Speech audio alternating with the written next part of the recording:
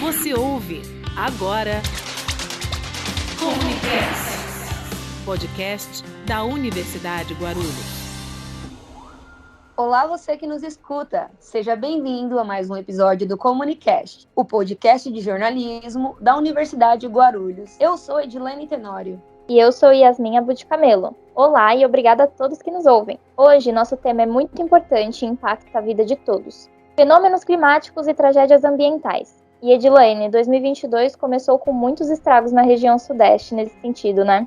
Isso mesmo, Yasmin. As tragédias ambientais têm estampado as manchetes dos principais jornais do país neste início de ano. Nos 3 primeiros meses, tivemos chuvas fortes, inundações, deslizamentos de terra, calor extremo e secas drásticas. Estes desastres não impactam só no meio ambiente, como também na economia e matam muitas pessoas. Em janeiro deste ano, 10 pessoas morreram e outras 27 ficaram feridas após uma rocha se desprender de um cânion no Lago de Furnas, em Capitólio, Minas Gerais, um dos pontos turísticos mais visitados da cidade. No fim de janeiro, o município de Franco da Rocha, em São Paulo, registrou 18 vítimas fatais em um deslizamento após chuvas fortes atingirem o local. Em fevereiro, 233 pessoas morreram e outras 4 ficaram desaparecidas após inundações atingirem a cidade de Petrópolis, na região serrana do Rio de Janeiro. Com tantos desastres ambientais atualmente no Brasil, vem uma pergunta: existe relação entre mudança climática e essas tragédias envolvendo ocupações de solo? Para entender mais sobre o tema, convidamos o professor do mestrado em análise geoambiental da UNG, Maurício Lamano, o geólogo pesquisador e mestre em engenharia pela Escola Politécnica da USP, Marcelo Gramani, e Clarissa Santos Costa, graduando em Ciências Biológicas na Universidade de Guarulhos. E para começar a entender o tema, nosso primeiro convidado é o professor do mestrado em análise geoambiental da universidade, Maurício Lamano. Maurício, para começar, o que quer dizer quando se fala em mudanças ou crises climáticas? Há uma ideia evidenciada, comprovada, pela literatura científica e por inúmeros relatórios dessas organizações, que desde a Revolução Industrial até os dias de hoje, a contribuição humana impactando o ciclo do carbono, o ciclo do nitrogênio, o ciclo da água, tem provocado algumas alterações no balanço de radiação do planeta. Ou seja, as atividades humanas têm causado um impacto na atmosfera que está relacionado às condições climáticas em todo o globo. E o que tem sido reportado é que as contribuições humanas, indubitavelmente, ao longo do século XX, contribuíram para o aumento da temperatura média do planeta, o que está associado à maior ocorrência de eventos climáticos extremos, alteração de padrões de precipitação pluviométrica, ou seja, quantidade que chove numa determinada área, e a periodicidade dessas variáveis meteorológicas. Um exemplo: existem lugares que a quantidade de chuva não diminuiu e nem aumentou. No entanto, ela tem sido mais concentrada. Ou seja, em um determinado mês chovia 200 milímetros no mês de janeiro, ao longo de 20 dias. O que tem acontecido é que esses mesmos 200 milímetros têm caído em 2, 3 dias apenas.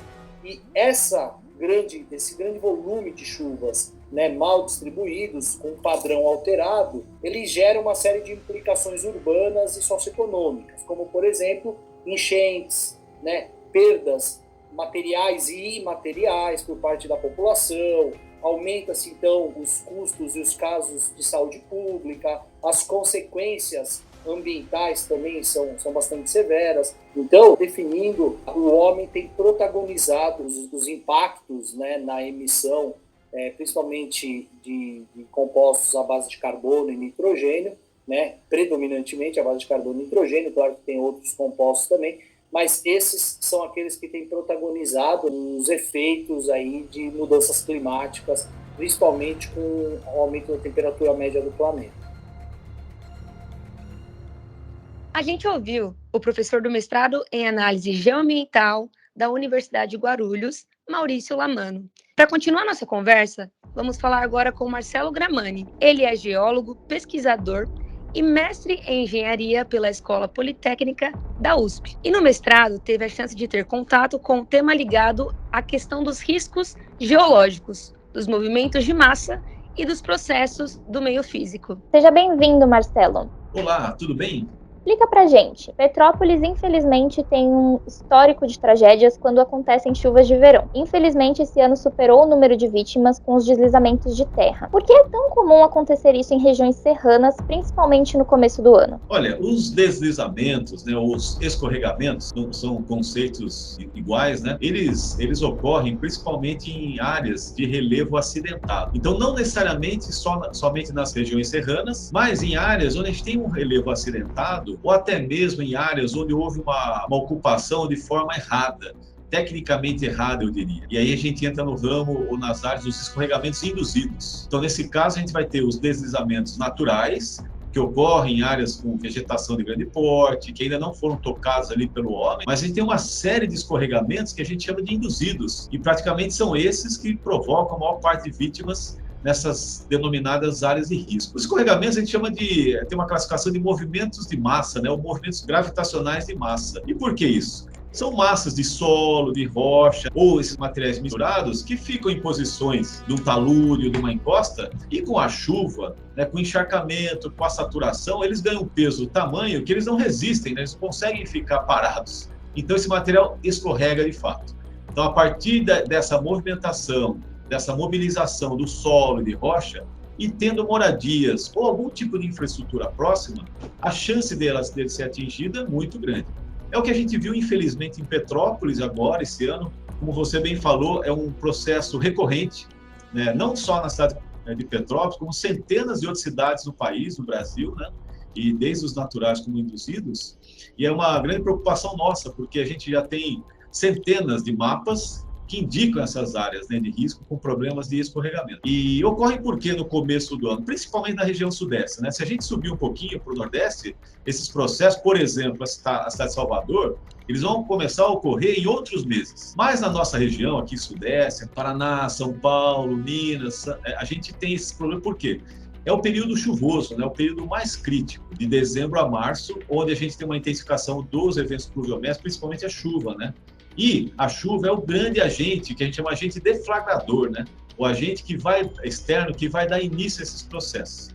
Por isso, a Defesa Civil Nacional e Estadual, eles ficam muito atentos nesse período para tentar monitorar e prever esses eventos cada vez mais extremos. Marcelo, assim, você comentou que há dois fatores, os naturais e os fatores humanos. Ainda falando sobre as tragédias que aconteceram no começo desse ano, você consegue enxergar alguma relação entre os acontecimentos de Franco da Rocha, Capitólio, Petrópolis por ação humana? Sim, eu diria que Capitólio ainda não, mas existe uma relação muito forte e muito parecida, né? Se a gente for olhar imagens dos acidentes aqui em Franco da Rocha, Francisco Morato, Caieiras, Mogi, né, Embu das Artes, citando mais cidades, porque de fato ocorreram escorregamentos nessas cidades, né? E Petrópolis, a gente vai ver que existe uma série que a gente chama de cortes ou escavações nessas encostas, nesses barrancos, né? E grandes aterros, né? Aterros são aqueles materiais lançados, soltos, né? Bastante porosos, inclusive, né? Isso a gente vê muito claramente aqui em Franco da Rocha e também em Petrópolis. É isso que a gente fala da intervenção ali humana, fatores antrópicos. Então, isso é claro, esses fatores se repetem em outras cidades também no estado e no país. E, de fato, em Petrópolis, eu diria que além desses escorregamentos induzidos, a gente vê claramente, principalmente naquele morro da Oficina, chama muita atenção, né? Se a gente olhar para a área de montante, que é aquela área lá para cima das moradias, a gente vai notar que a encosta ela era natural, né? Vegetação arbórea, bem protegida, mas em função do nível de chuva, dessa intensidade, e a gente fala em duração e quantidade de água, toda aquela encosta natural não resistiu, né? E mobilizou um volume significativo de solo e de rocha também.